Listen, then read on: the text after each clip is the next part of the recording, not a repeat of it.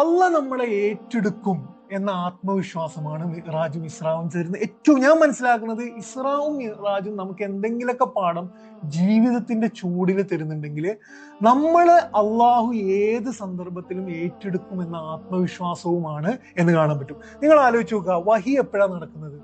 വഹി നടക്കുന്നത് ഒരു മനുഷ്യൻ അറിവിന് വേണ്ടിയിട്ടും മാർഗദർശനത്തിന് വേണ്ടിയിട്ടും കൂരിരുളിൽ അലയുമ്പോഴാണ് ഒരു ഗുഹയുടെ അന്ധകാരത്തിൽ നിന്നുകൊണ്ട് അള്ളാഹു അവനുമായി ബന്ധപ്പെടുന്നത്. എന്ന് വെച്ചാൽ മാർഗദർശനത്തിന് വേണ്ടി ഒരു മനസ്സ് തേടുമ്പോഴാണ് അള്ളാഹ് എന്ത് ചെയ്യുന്നത്? അവനായിട്ട് ബന്ധപ്പെടുന്നത്.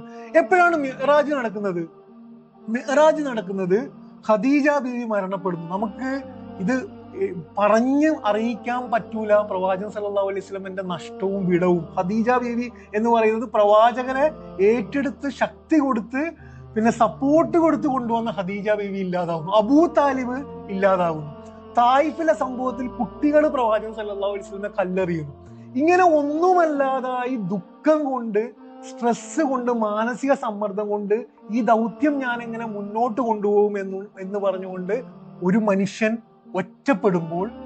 ഒറ്റപ്പെട്ട് ഉള്ളിൽ നിന്നും അള്ളാനെ തേടുമ്പോഴാണ് ഇസ്രാവും മിഅ്റാജും നടക്കുന്നത്. എന്ന് പറഞ്ഞു കഴിഞ്ഞാല് അള്ളാഹു നമ്മളുമായിട്ട് ബന്ധപ്പെടും എന്ന ആത്മവിശ്വാസം തരുന്നതോടൊപ്പം തന്നെ എപ്പോഴാണ് ബന്ധപ്പെടുക എന്നതും കൂടി ഇവിടെ എന്ത് ചെയ്യുന്നുണ്ട്, പറയുന്നുണ്ട്. നമ്മുടെ ഉള്ളിൽ തേടുമ്പോൾ, കേഴുമ്പോൾ, കരയുമ്പോൾ, കണ്ണുനീര് വരുമ്പം, നമ്മൾ ഒന്നുമല്ലാതാവുമ്പോൾ അള്ളാഹുവിൽ നമുക്ക് ഈമാൻ ഉണ്ടെങ്കിൽ അവൻ നമ്മളുമായിട്ട് ബന്ധപ്പെടും. മിഅ്റാജ് രാവിലെ കാറ്റ് എന്ന് മലയാളത്തിൽ വളരെ പ്രശസ്തമായ ഒരു പാട്ടുണ്ട്. അതിന്റെ രണ്ടാമത്തെ വരി മരുഭൂ തണുപ്പിച്ച കാറ്റ് എന്നാണ്. ആ മരുഭൂ എന്തിനാണ് തണുപ്പിക്കുന്നത്?